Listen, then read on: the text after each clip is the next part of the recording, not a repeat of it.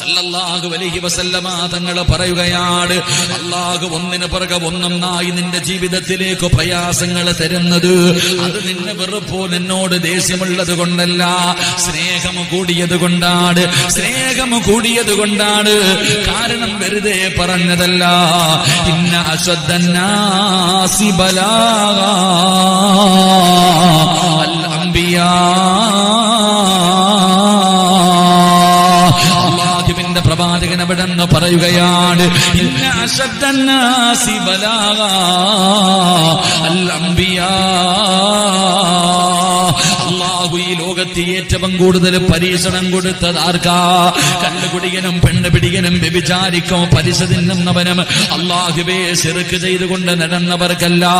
അഹങ്കാരികളെ പോലെ ധിക്കാരികളെ പോലെ പടച്ച റബ്ബിന്റെ അനുഗ്രഹങ്ങൾ മുഴുവനും ഇരുകൈയും നീട്ടി സ്വീകരിച്ചിട്ട് ആ റബ്ബിനെ നന്ദികേട് കാണിച്ചുകൊണ്ട് ദുനിയാവിന്റെ മുകളിലൂടെ നടന്നവരെയല്ല അല്ലാഹു ലോകത്ത് ഏറ്റവും കൂടുതൽ പരീക്ഷിച്ചത് ആരെയെന്നറിയുമോ?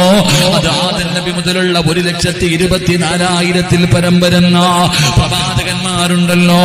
ആദം നബി മുതൽ മഹാനായ നബി മുഹമ്മദ് മുസ്തഫ സല്ലല്ലാഹു അലൈഹി വസല്ലമ തങ്ങൾ വരെയുള്ള 1,24,000 പരം വരുന്ന പ്രവാചകന്മാര്, അംബിയാ, മുർസലീങ്ങള്, അവരെയാണ് അല്ലാഹു ലോകത്ത് ഏറ്റവും കൂടുതൽ പരീക്ഷണം കൊടുത്തത്. അല്ലാഹു ലോകത്ത് ഏറ്റവും കൂടുതൽ വേദനിപ്പിച്ചത് പ്രവാചകന്മാരെയാണ്. ഈ 1,24,000 പരം വരുന്ന ഈ പ്രവാചകന്മാർ, അംബിയാ, മുർസലീങ്ങള്, ഇവരിൽ ഏറ്റവും കൂടുതൽ അല്ലാഹു പരീക്ഷിച്ചതാരെയാ? ഈ പ്രവാചകന്മാരില് ഏറ്റവും കൂടുതൽ അല്ലാഹു പരീക്ഷണം കൊടുത്ത പ്രവാചകനാരാ? അതേത് പ്രവാചകനെന്നറിയോ?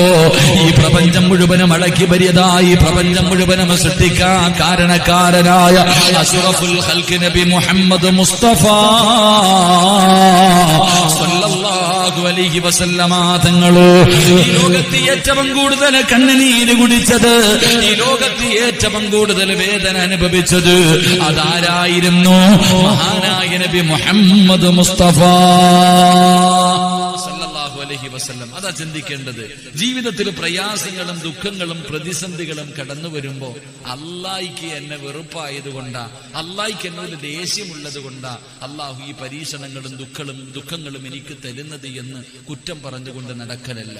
നീ മനസ്സിലാക്കേണ്ടത്, അല്ലാഹ്ക്ക് ഇഷ്ടമുണ്ടെങ്കിൽ അല്ലാഹു പരീക്ഷിക്കും. അതാ മനസ്സിലാക്കേണ്ടത്.